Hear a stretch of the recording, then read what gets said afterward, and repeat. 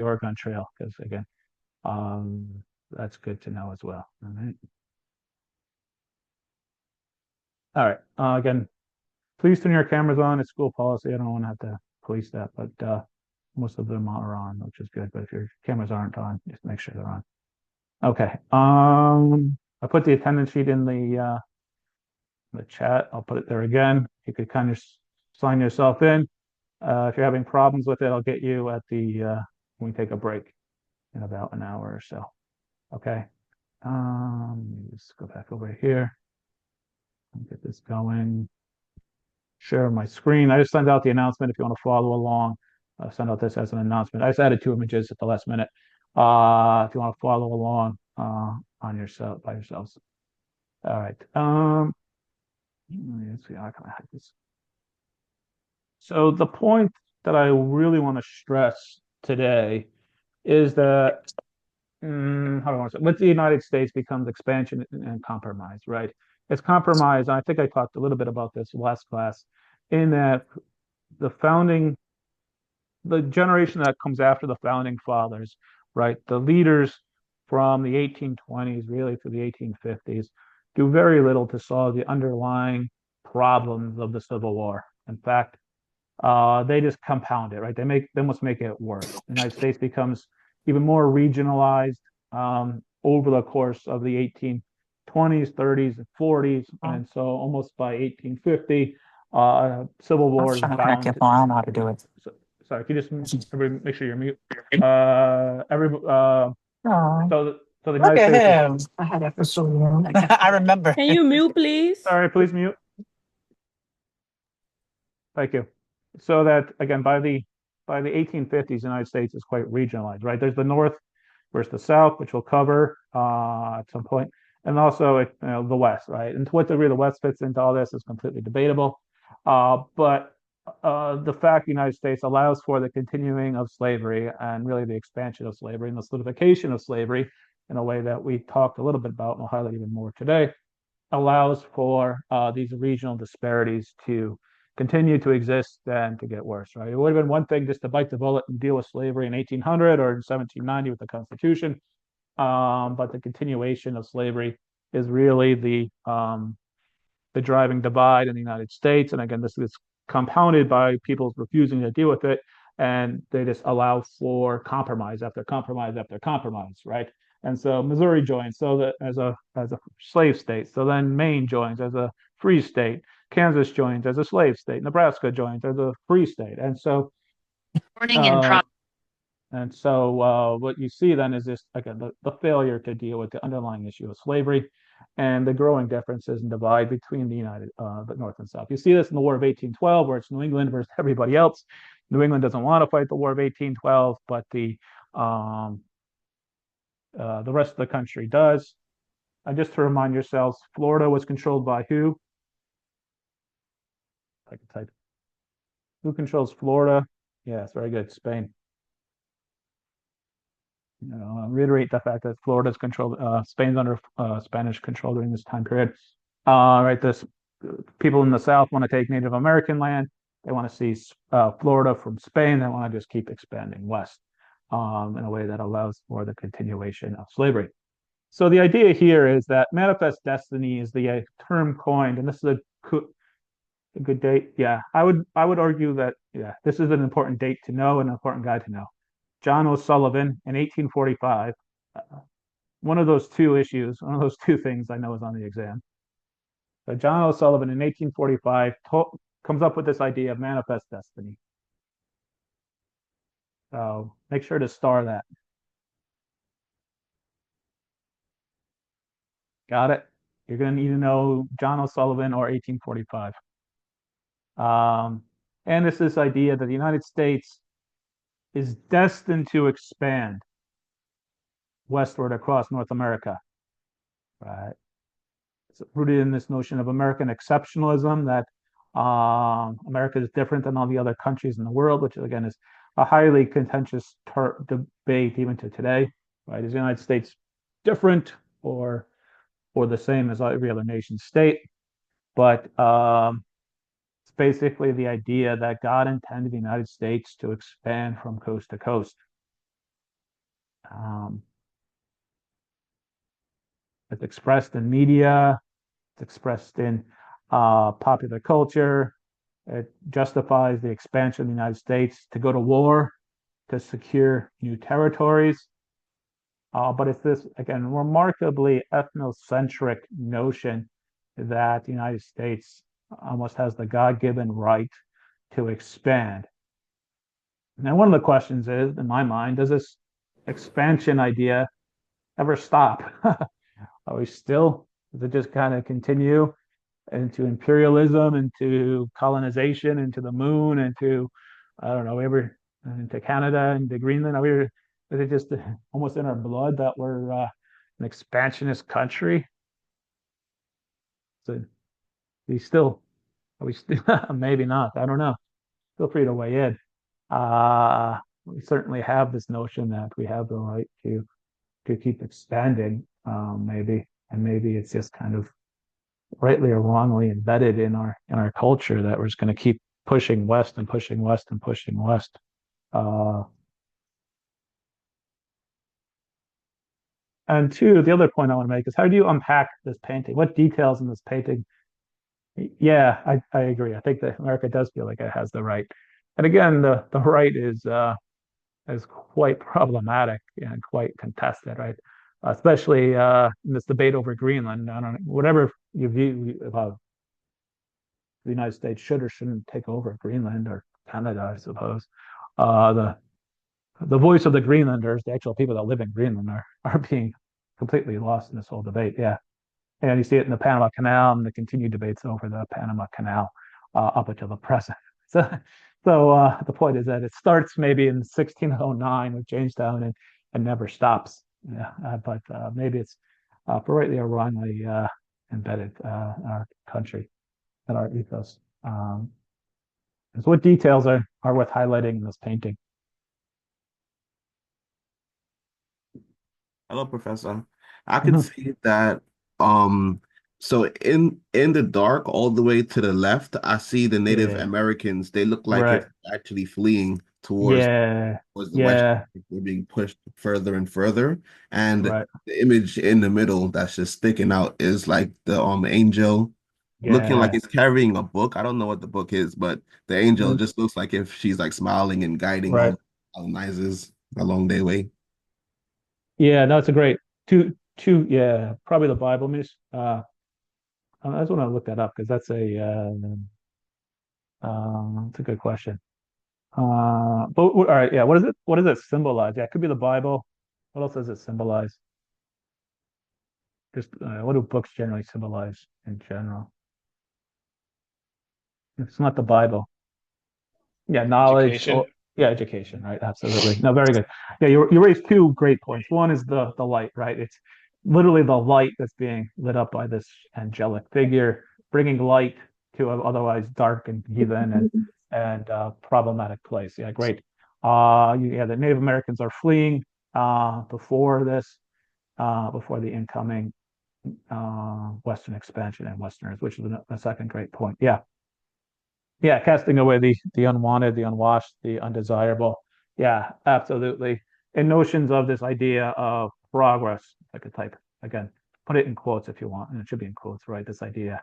The United States is gonna that these these white settlers are gonna come, settle the land, yeah, uh, bring farming to the land, bring civilization to the land, bring again progress, knowledge, and advancements to this land that's otherwise being unused and mismanaged by Native Americans. Yeah, absolutely. The poor bear in the background is there's no kind of environmentalist approach either. The environment doesn't become a concern until like the 1880s, 1890s.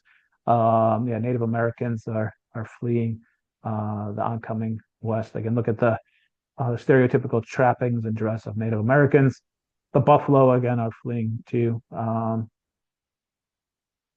in this image. Yeah, absolutely. Who Yeah, are these? that's like how we have military bases like pretty much everywhere. Right. That's the idea of like the imperialism and how we Yeah, no, want to. absolutely. Yeah. Yeah.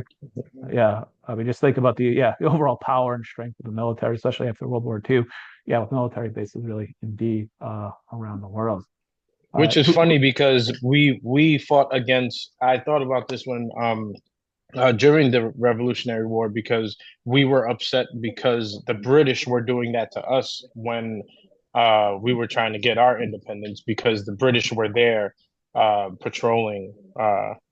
Yeah, and then Yeah. we took the same idea and we're practicing that today.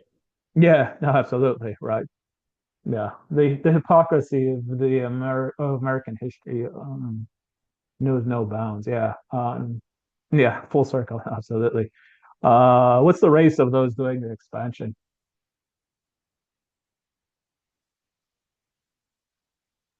What was the question? What's the race? Yeah, they're all white, which is interesting. I don't know if there's any females either, which is kind of interesting and problematic. I don't know if anybody sees, besides the angel, are there any females? Even though African Americans play a huge role in the expansion west, to some degree, there's a little bit more racial fluidity, and certainly less slavery oppression. Not saying African Americans are being treated very well, but especially in the post-Civil War, you see a lot of greater economic and social mobility for African Americans in the American West, especially in the military. But African Americans have a huge role to play and huge part in the Western expansion of the United States. Yeah, so they're predominantly white. They're moving west. I don't know, again, are there any females? I don't know. In an era that really works to prohibit interracial sex and especially interracial sex between frontiersmen and Native American women. It's kind of ironic. There's no females here, but it also works to give the myth of the native of the cowboy, right? That'll come a bit later, but again, it's this idea that single white men are the ones doing this expansion west, kind of this rugged masculinity, this individualism. There's no government assistance or government help, when in actuality, it's much more complicated, right? There's certainly a lot of government assistance in terms of military protection and military support.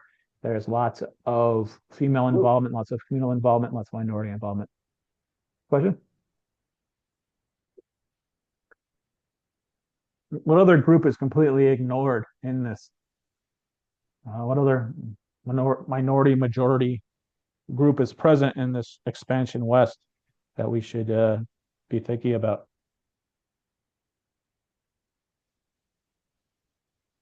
Besides Native Americans, who's already there on the American, especially in the American Southwest?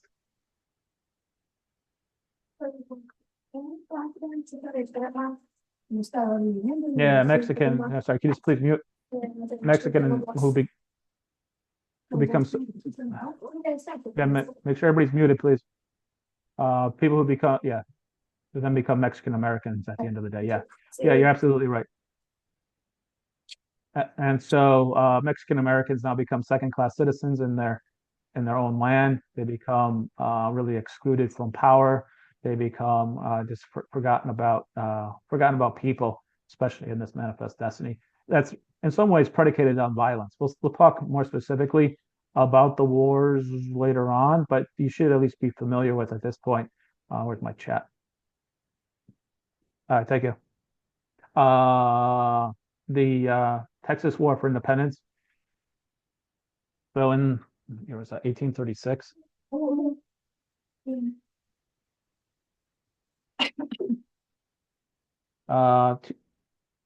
Yeah, in 1835 to 1836, Texas fights Mexico for its independence, right? This is where we see the Alamo, Davy Crockett, Sam Bowie, American settlers west, in part to protect their slavery, their slaves. And guys, please mute. One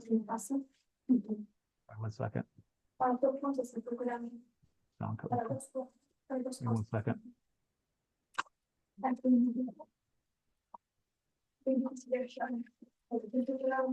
Everybody's doing a great job muting. Is this the noise? There we go. All right.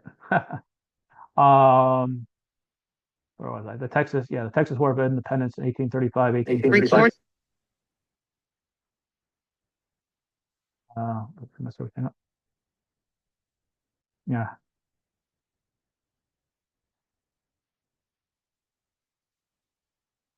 Sorry, no, I'm all discombobulated. The Texas War of 1835, 1836 allows Texas to become independent as well.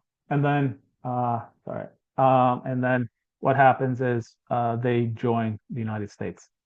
So there's three independent countries that joined the United States at various times: California, Texas, and then later on Hawaii.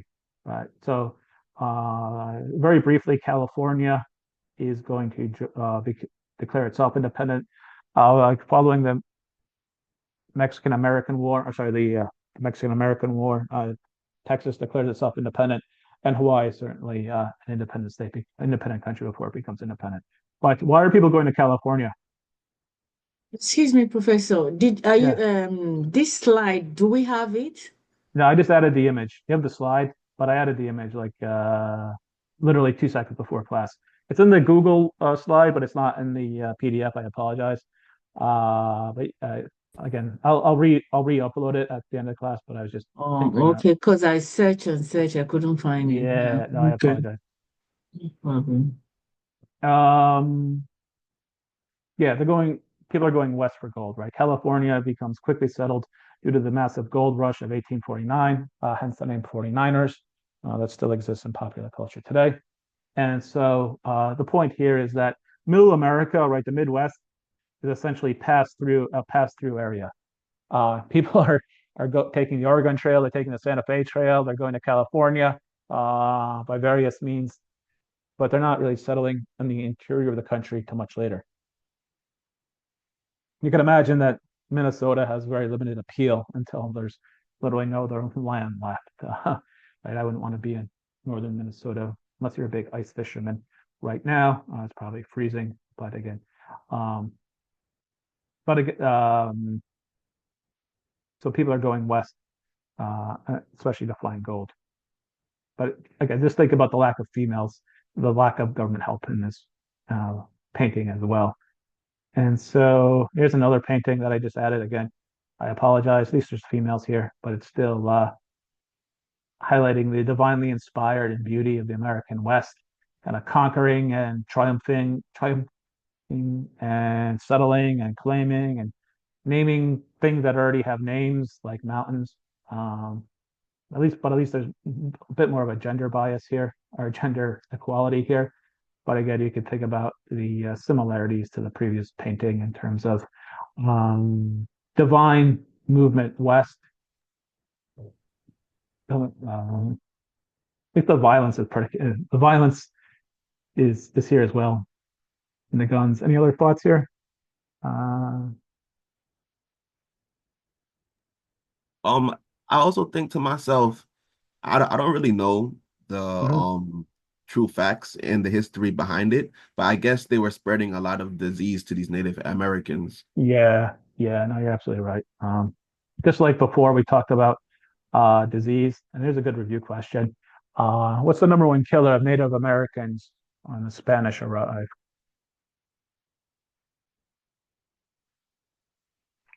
Smallpox. Yeah, I even take disease, I think, but yeah, definitely smallpox. Very good.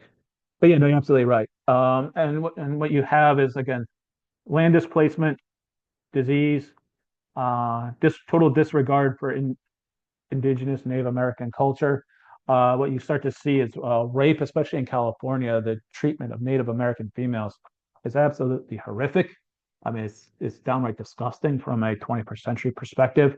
As Native Americans are displaced and dying off of disease and economically marginalized, really what you see is the um, resortment of Native American females into prostitution, into sex work, which just furthers the spread of venereal disease and other things. But yeah, I mean, the complete disregard and mistreatment of Native Americans is horrific, prevalent, overlooked in these paintings, right?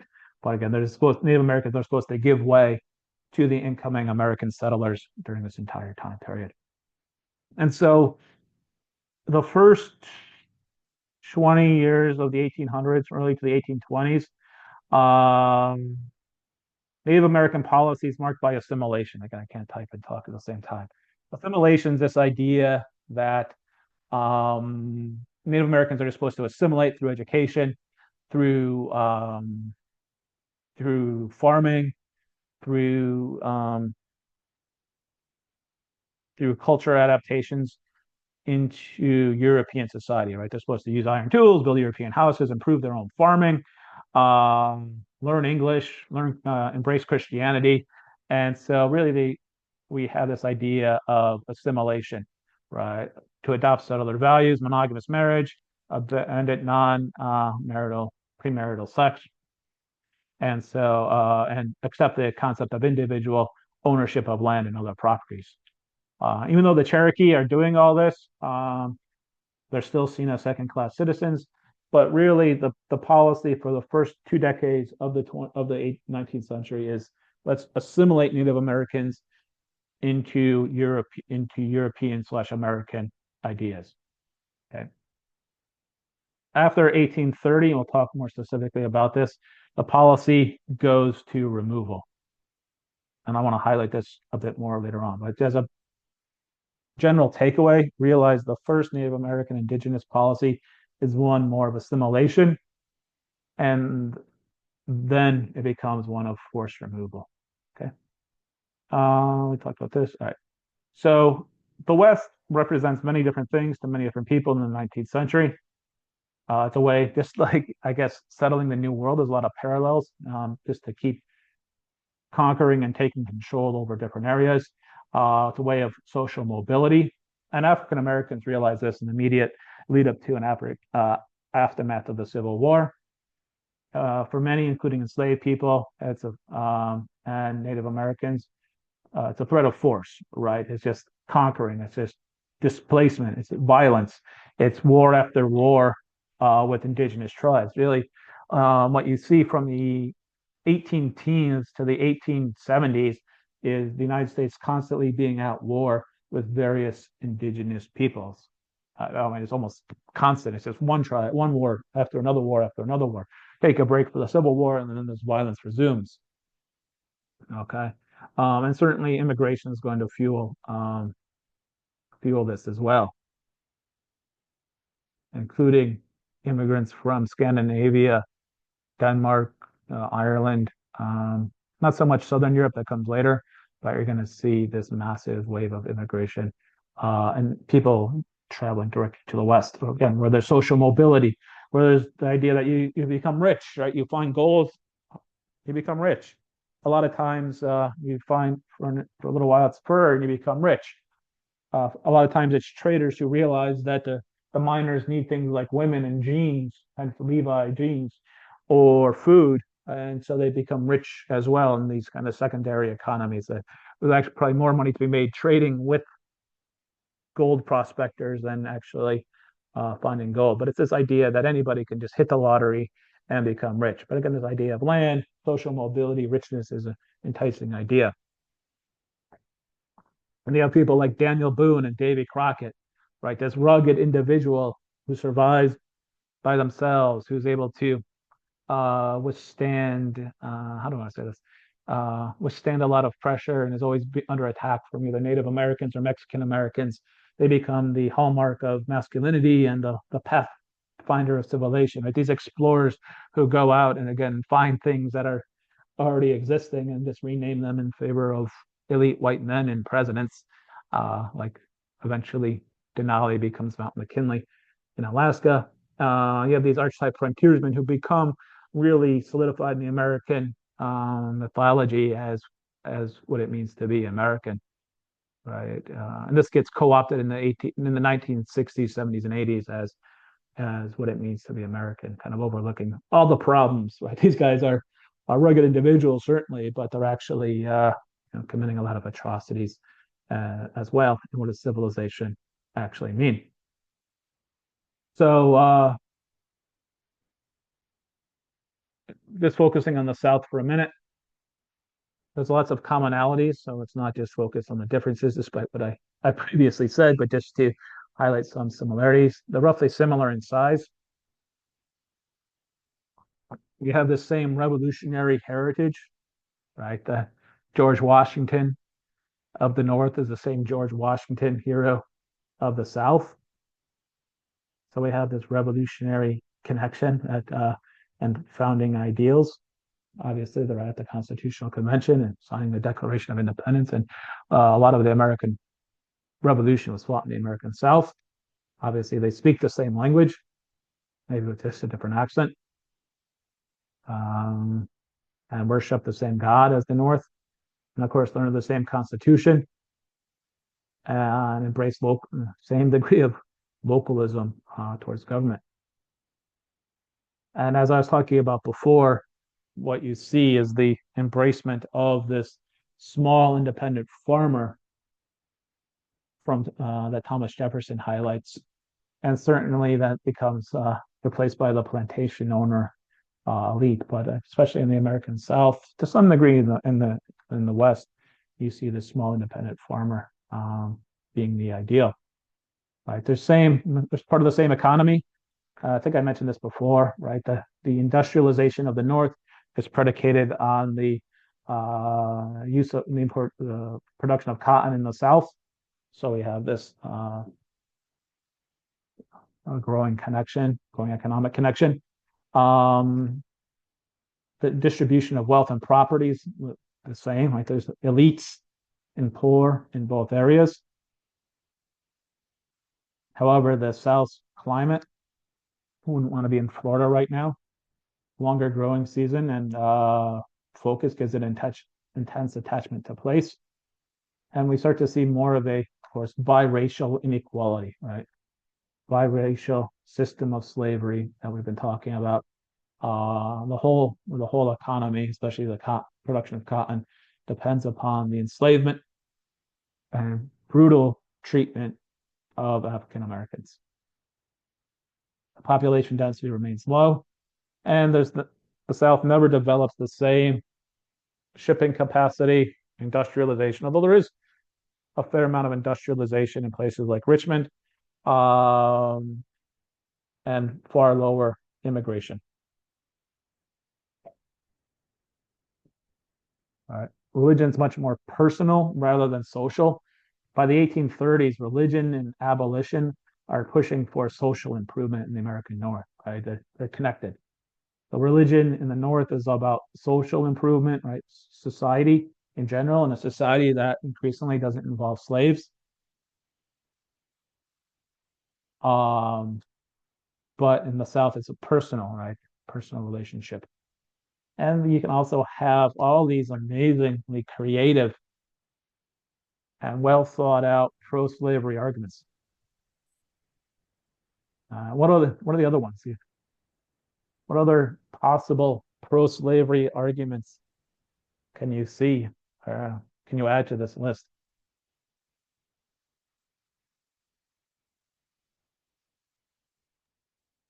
Any ideas? Good for the economy. Yeah, good for the economy, right? If we get rid of slavery, what's going to happen to the entire economy? It's going to fall apart, right? Yeah. Absolutely. Who's gonna take care of the farm? Who's gonna help raise the kids? Who's gonna take care of the animals? Who's gonna make the cotton? The cotton, it's key, right? I mean, there's a very labor intensive crop that nobody really wants to grow. I would get involved in. It depends on slavery. Yeah. Mm-hmm. Not very good. Yeah, I completely agree with the economic defense. What else?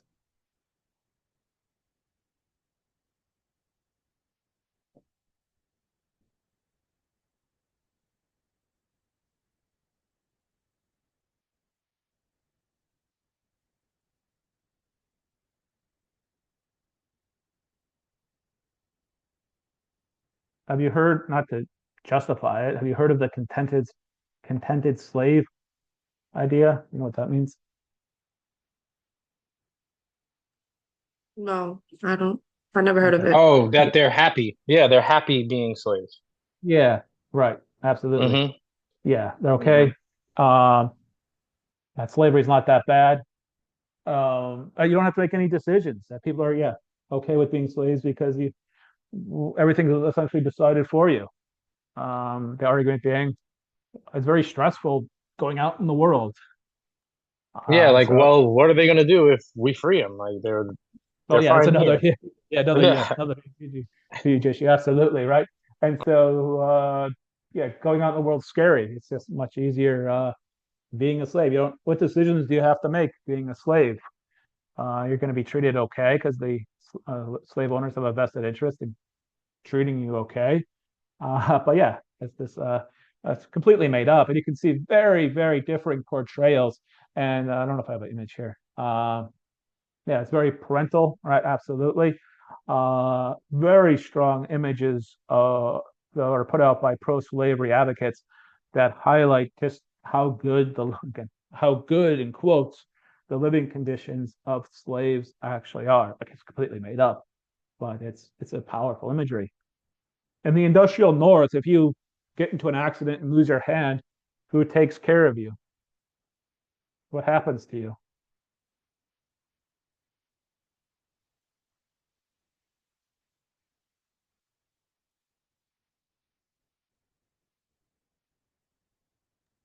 You simply just get replaced by another worker in the industrial north. Absolutely, right? And so you just starve to death and that's it. In the American South, at least the slave owners have some moral or legal obligation to keep you going, right? No, in the 1830s and 40s. Right, this idea of parents still have to take care of their children, even if the children get hurt, they still have to keep you alive. So that's another one. A big one is that, yeah, supported by the authority of the Bible, right? There's biblical references to slavery. Jesus throws out the, what the, who did he slay out? The merchant? No. The currency, who does he throw out of the temple? The money lenders or the money exchangers, but he doesn't condemn slavery. So if Jesus isn't condemning it, must be okay, according to the mindset. It's embraced by the Greeks and the Romans, these great civilizations of the past. Increasingly, there's a pseudoscientific argument that science is going to be used to justify slavery. My favorite word in history is phrenology. I don't know if you've ever heard of that word, phrenology. It's like with a PH, don't ask me to spell it. Yeah, absolutely. You can make, yeah, a lot of parallels to the present. Again, you're free to make them. I'm going to try and distance myself to the best of my ability. But yeah, you are more than welcome in the free exchange of ideas to make these parallels. Have you ever heard the word phrenology? Isn't phrenology where they believe that the our skulls like Yeah, we are born with a certain like dent in our brain where we yeah, are born for servitude?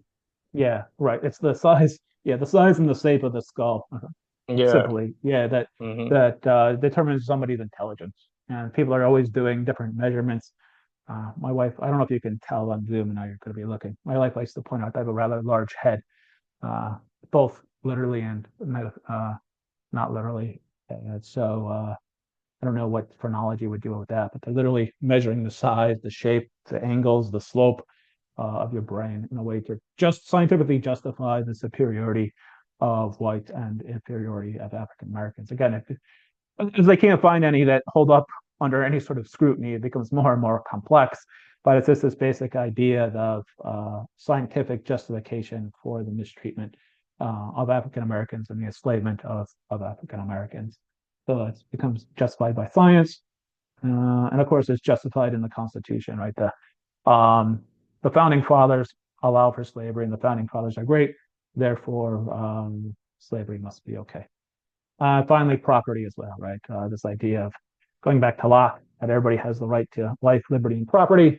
And so property, like as in slaves, is simply can't be taken away from you. But again, it's highly connected to this global capitalist market system, right? The production of cotton goes to north, it goes to Great Britain. And so it's fueling the industrial revolutions there. And so, again, it's the industrial revolutions of the world are predicated on the mistreatment and enslavement of African Americans.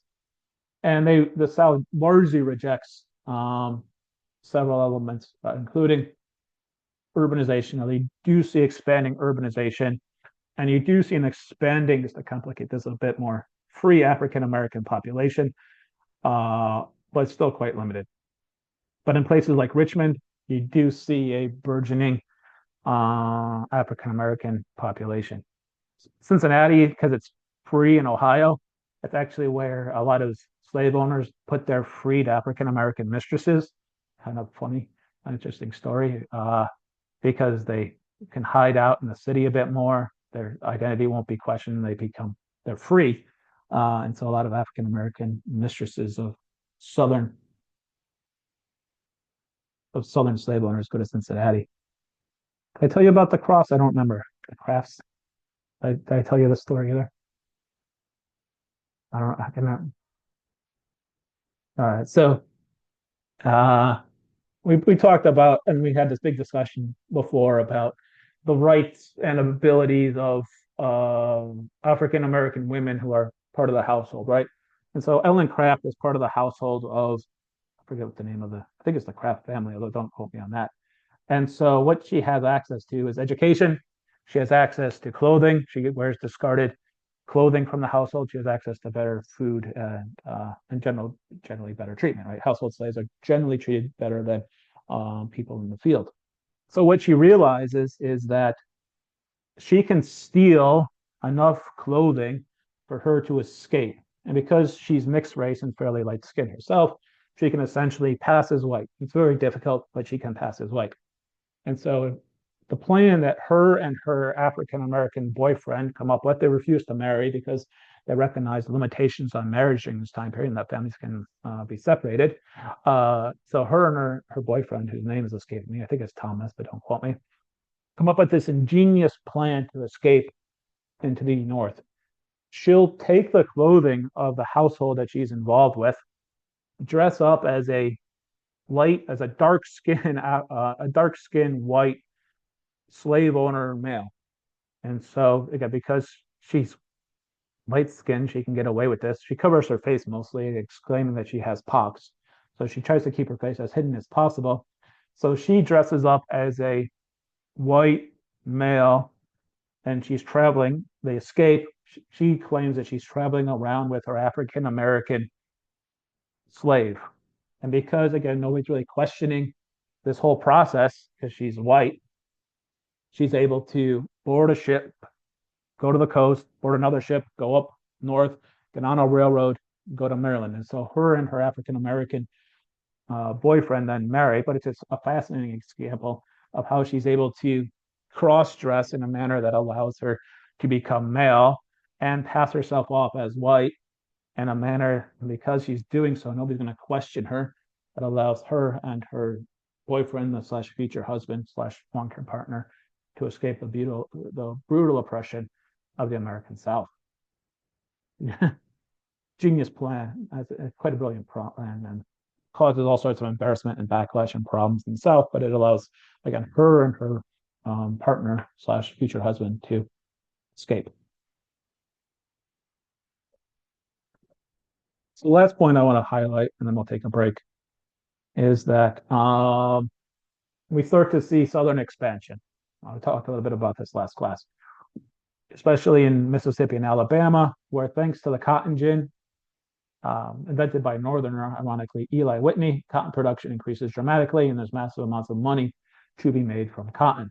So in these very fertile, very high output, very high return areas, there's fortunes to be made in the production of cotton. You have this expansion of slavery, no longer in Virginia, but in the American Southwest with Alabama and Mississippi. And so it's this vicious cycle where you have to, to make more money, you have to buy more land and enslave more people. The plantations get bigger and bigger and bigger. The divide in the wealth gets bigger and bigger and bigger. And you have like 200 families having an immense amount of plantation wealth, slave wealth, land wealth, cotton wealth in the American South. And so you have this burgeoning super elite class of planters that you're probably well familiar with, that's dependent upon slave labor, that's dependent upon cotton, which again goes to the north and to England. And to the degree that cotton is accounting for half the value of American exports. Again, we're thinking about internal and external taxes right now with tariffs. But cotton is just such a huge raw material the United States is exporting between 1840 and 1860. It's going to decrease immensely after 1860 in the Civil War, but providing half the value of the exports, half the world of cotton, huge amounts of fortune and money to be made. Again, this money is not just staying in the South, it's going to northern banks, it's going to northern textile manufacturers, northern shippers, et cetera, northern traders, et cetera, et cetera. And so, again, it's just hugely profitable and expanding industry in the South. Where's my, I think I have a map. Where's my map here? Yeah. Let's see now. So here you can see cotton production dramatically expanding in the 1820s, 1830s, and 1840s, right? Again, because there's huge amounts of money, but look where it's being settled right now. Arkansas, Alabama, really to Louisiana and into Texas. This huge amount of profit. And here you can see slaves being driven from Virginia, where they're no longer as valuable due to declining tobacco plantations, to the American Southwest, where slavery takes hold. And so the slavery needs land. Right? These plantations need land. Western expansion needs land. And so what you have then is the rise of Native American removal. And with that, let me just stop this. Just